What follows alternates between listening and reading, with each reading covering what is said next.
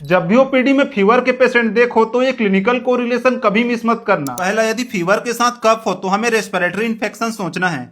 हमें पेशेंट से पूछना है कि ड्राई या प्रोडक्टिव कफ है, ब्रीथलेसनेस है क्या, चेस्ट पेन है क्या, और ये क्लिनिकल थिंकिंग हमेशा याद रखना। यदि ड्राई कफ के साथ माइल्ड फीवर है तब वो viral upper respiratory tract infection हो सकता है। यदि प्रोडक्टिव कफ के साथ हाई फीवर है तब ये बैक्टीरियल या निमोनिया की तरफ इशारा करेगा। यदि फीवर के साथ ब्रीथलेसनेस है और क्रेप्स प्रेजेंट है तो ये निमोनिया की कंडीशन है। दूसरा, यदि फीवर के साथ बर्निंग मिक्चुरेशन है तब वो यूटीआई है। हमें पेशेंट से डायरेक्टली पूछना है कि फ्रीक्वेंसी क्या है, अर्जेंसी है, लोअर एब्डोमिनल पेन है क्या, और ये क्लिनिकल क्लू हमेशा याद रखना। यदि फीवर के साथ डायसूरिया की कंडीशन है तब वो सिस्टाइटिस की कंडीशन हो सकती है। यदि फीवर के साथ फ्लैंक पेन है तब वो पाइलोनेफ्राइटिस की कंडीशन हो सकती है। तीसरा, यदि फीवर के साथ रैश हो तब वो वायरल या डेंगू की कंडीशन हो सकती है। हमें पेशेंट से पूछना है कि रैश कब आया, फीवर के पहले या फीवर के बाद, इचिंग है क्या, और ये क्लिनिकल क्लू हमेशा याद रखना। यदि फीवर के साथ मैक्युलोपेपुलर रैश हो तब ये वायरल की कंडीशन है। यदि फीवर के साथ पेटेंसिया और प्लेटलेट लो हो तब ये डेंगू की कंडीशन है। चौथा, यदि फीवर के साथ ज्वाइंट पेन हो तब हम डेंगू या चिकनगुनिया सोचेंगे। हमें पेशेंट से पूछना है कि सीवियर बॉडी एक है क्या, मॉर्निंग स्टिफनेस है क्या,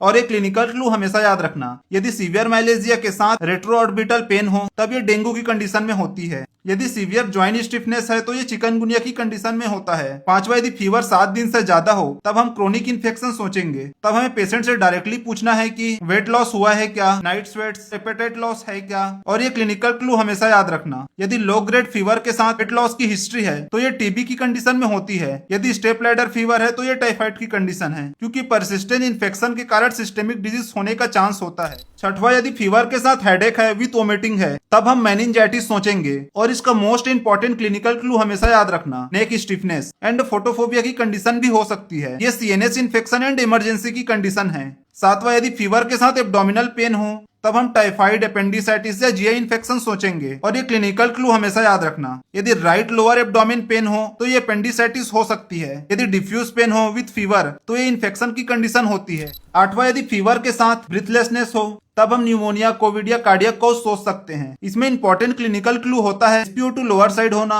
और टेकेपनिया की कंडीशन। ये एक इमरजेंसी कंडीशन है जिसमें हमें ऑलवेज रिफर करना है। ऐसी ही और क्लिनिकल नॉलेज के लिए मुझे फॉलो करें, और अगर आप ये नोट्स लेना चाहते हो तो मुझे कमेंट करें, नोट्स मैं आपको सेंड कर दूंगा।